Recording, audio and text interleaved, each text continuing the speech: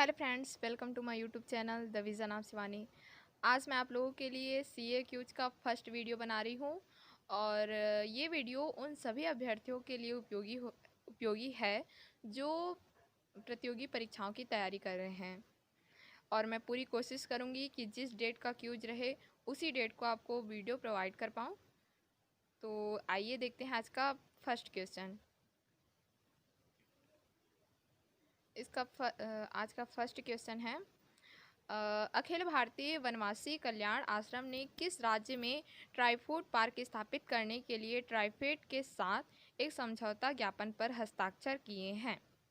ए Madhya Pradesh, B Assam, सी Uttar Pradesh, D Karnataka. इसका right answer है मध्य प्रदेश। ठीक है, तो ये ट्राइफूड दिया गया है। ये ट्राइफूड पहल जो है पहला तो है खाद्य प्रसंस्करण उद्योग मंत्रालय, दूसरा ट्राइफेड जिसे सहकारी विपणन विकास महासंघ कहा जाता है, और तीसरा जनजातीय मामलों के मंत्रालय। इन तीनों की एक संयुक्त पहल है ना। और इस पहल की शुरुआत जो है वन धन योजना के तहत 2020 के अगस्त में, हाँ उसमें 2020 के अगस्त में लघु वनोपज को बढ़ावा देने और उनके मूल्यों को जोड़ने के लिए की गई थी। ठीक है, बढ़ते हैं अगले क्वेश्चन की ओर। भारत विश्व की सबसे बड़ी तैरती हुई सौर ऊर्जा परियोजना का निर्माण किस नदी पर होगा? ए गोदावरी नदी, बी कृष्णा नदी, सी नर्मदा नदी, डी तापी नदी। इसका राइट आंसर है नर्मदा नदी। ठीक है, तो नर्मदा नदी में है जो नर्मदा नदी के ओंकारेश्वर बांध में किया जाएगा, है ना। और इसमें लागत जो है 3,000 करोड़ रुपये की लागत है। और ये जो है इस परियोजना को पूरा होने में लगभग 2 साल लग जाएंगे, मतलब 2023 तक। हाँ, 2023 तक ये अपनी बिजली उत्पादन शुरू करेगी। ठीक है, बढ़ते हैं अगले क्वेश्चन की ओर। किसान सूर्योदय योजना किस राज्य द्वारा लागू की गई योजना है? ए झारखंड, बी उत्तर प्रदेश, सी हिमाचल प्रदेश, डी गुजरात। इसका राइट आंसर है गुजरात है ना। तो गुजरात में अब कि शुरू से बता दूं, ये किसान सूर्योदय योजना की शुरुआत सन 2019 में की गई थी। माननीय प्रधानमंत्री मोदी जी ने की थी इसकी शुरुआत गुजरात में।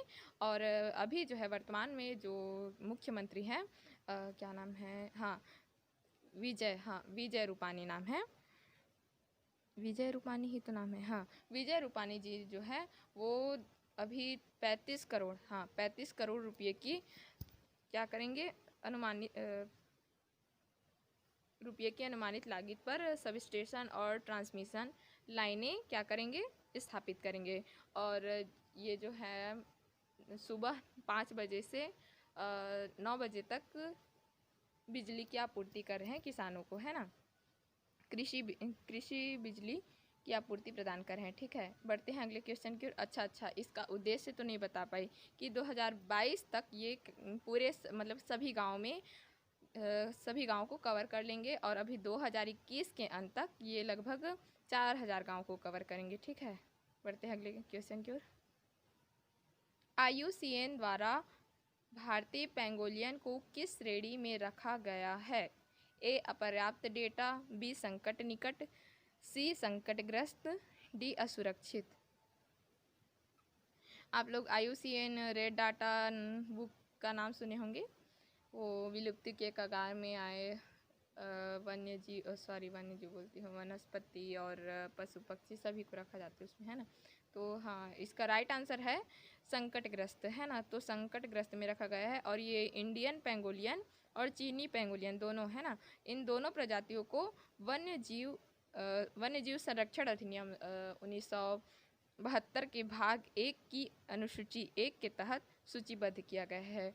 और वैसे तो अनुसूची 2 में भी वन्य जीवों को सुरक्षा प्रदान करने की बात की गई है, लेकिन इसमें सिर्फ एक बताया है, इसमें रखा गया है। हाँ, और ये पाया कहाँ जाता है? ये शुष्क क्षेत्रों में पाया जाता है, उच्च हिमालयी क्षेत्रों में पाया जाता है, और वैसे कह दिया जाए तो हाँ पूर्वी उत्तर राज्यों को छोड़कर सभी क्षेत्रों में पाया जाता है। बढ़ते हैं अगले क्वेश्चन की ओर। गायों के बारे में जिज्ञासा फैलाने के लिए कौन सा संगठन कामधेनु गौ विज्ञान प्रचार प्रसार परीक्षा आयोजित करेगा? ए राष्ट्रीय परीक्षण एजेंसी, बी राष्ट्रीय कामधेनु आयोग और सी इग्नू, डी CBSE। हाँ, तो आप तुक्का भी मार सकते हैं, इसमें कामधेनु दिया है तो हाँ, इसका राइट आंसर है बी, यानी कि राष्ट्रीय कामधेनु आयोग। तो इसका वो क्या है, क्या बोलते हैं, उद्देश्य क्या है? उद्देश्य ये है कि नागरिकों में गाय की अस्पष्टीकृत क्षमता और व्यावसायिक अवसरों के बारे में जागरूकता पैदा करना है ना। और जो भारत सरकार जो है, सरकार पूरे देश में अभी विश्वविद्यालय और महाविद्यालय दोनों में कामधेनु अनुसंधान केंद्र भी स्थापित कर सकते हैं, है ना। चलिए बढ़ते हैं आगे क्वेश्चन की ओर। किस संस्था ने स्वच्छ वायु गैर आक्रामक वेंटिलेटर विकसित किया है? ACSIRNAL, B CSIRCEERI, CSIRCDRI और CSIRCCMB। देखिए इसका राइट आंसर है ए। और इसका फुल फॉर्म बता दूं, इसका फुल फॉर्म है, पूरा नाम है औद्योगिक अनुसंधान परिषद, यानी कि CSIR, है ना। CSIR का पूरा नाम है औद्योगिक अनुसंधान परिषद। और NAL का फुल फॉर्म है नेशनल एरोस्पेस लेबोरेटरीज, ठीक है। और इसमें जो दिया गया है कि स्वच्छ वायु गैर आक्रामक वेंटिलेटर, जो कि एक सकारात्मक वायु मार्ग दबाव वेंटिलेटर है, उसे इन दोनों के द्वारा ही क्या किया गया है, डिजाइन और विकसित किया गया है। इसमें कोविड-19 के रोगियों को अतिरिक्त सुविधा प्रदान करने के लिए वहाँ मतलब कि विकसित किया गया है, उसमें डिजाइन है कह दिया जाए तो, ठीक है, उसी के प्रणाली में बना गया है। आगे बढ़ते हैं अगले क्वेश्चन की ओर। निम्नलिखित में से कौन सा देश अफ्रीका के सिंह क्षेत्र का हिस्सा नहीं है? ए सभी हॉर्न ऑफ अफ्रीका का सभी हॉर्न, इसमें द हॉर्न होना चाहिए था, हाँ, द हॉर्न ऑफ अफ्रीका और इरिट्रिया, सोमालिया, जिबूती, ठीक है। तो इन तीनों में तो देखिए तीनों ही अफ्रीका के सिंह क्षेत्र हैं, है ना। और राइट आंसर होगा ए, यानी कि द हॉर्न ऑफ अफ्रीका। ये जो है ये पूर्वी अफ्रीका का क्षेत्र है ना, पूर्वी अफ्रीका का क्षेत्र है। हाँ, और ये देखते हैं कि ये चर्चे में क्यों है, मतलब ये क्षेत्र के बारे में जो क्यों पूछा गया है। तो ये बहुत मतलब कि बहुत कई दशकों से इसमें विवाद चल रहा है, जिसमें मतलब सुलझाने के लिए जो सूडान और मिस्र और एक और देश है इथियोपिया देश है, ये तीनों जो है क्या करेंगे, बातचीत करेंगे, है ना, सुलझाने के लिए। हाँ, तो बढ़ते हैं अगले क्वेश्चन की ओर। निम्नलिखित में से कौन सा कथन राज्यपाल के पद के बारे में सही नहीं है? ए राज्यपाल को केंद्र सरकार द्वारा नामित किया जाता है। हाँ, किया जाता है। राज्यपाल राज्य का नाम मात्र कार्यकारी प्रमुख होता है। जी, होता है। और राज्यपाल का पद अपने कार्यकाल के दौरान संसद द्वारा कम किया जा सकता है। जी नहीं, ये कैसे किया जा सकेगा? राइट आंसर सी ही होगा। तो राइट आंसर सी है, राज्यपाल का पद अपने कार्यकाल के दौरान संसद द्वारा कम नहीं किया जा सकता है। अब देखते हैं ये पूछा क्यों गया है, ये चर्चे में क्यों है। क्योंकि अभी जो आप लोग अभी न्यूज़ में देखते होंगे या न्यूज़ पढ़ते होंगे, तो अभी जो केरल के राज्यपाल और मुख्यमंत्री जो है, उन दोनों के बीच थोड़ी बातचीत हो गई है। केरल के जो राज्यपाल है ना, क्या नाम है, आरिफ मोहम्मद खान और मुख्यमंत्री पिनाराई विजयन, इन दोनों के बीच बातचीत हो गई है इस कारण, ठीक है। अब बढ़ते हैं अगले क्वेश्चन की ओर। किस देश को चावल के तीसरे सबसे बड़े निर्यातक के रूप में जाना जाता है, जिसने दशकों में पहली बार भारत से चावल खरीदना शुरू किया गया है?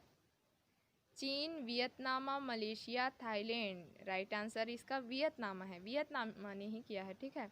मतलब मांग की है, भारत से चावल खरीदना शुरू किया है, ठीक है। तो देखिए हमारा देश भारत जो है वह देश का सबसे बड़ा अनाज निर्यातक देश है ना। और यही देश जो है अभी वियतनाम को देगा भी चावल। तो चावल कितने में देगा, शिप करेगा? $310 प्रति टन के हिसाब से शिप करेगा, ठीक है। बढ़ते हैं अगले क्वेश्चन की ओर। अखिल भारतीय शतरंज संघ के नए अध्यक्ष के रूप में किसे चुना गया है? PRV राजा, भरत सिंह चौहान, DV सुंदर, संजय कपूर। राइट आंसर है संजय कपूर, है ना। ये जो संजय कपूर जी जो हैं वो उत्तर प्रदेश शतरंज संघ का प्रतिनिधित्व करते हैं, है ना। और ये जो और यही जो है मतलब इन्हें ही अखिल भारतीय शतरंज संघ का अध्यक्ष चुना गया है। अखिल भारतीय शतरंज संघ को क्या कहते हैं? AICF भी कहा जाता है। तो ये था अंतिम क्वेश्चन, ठीक है। मिलते हैं अगले दिन अगले वीडियो के साथ। तब तक के लिए नमस्कार, धन्यवाद।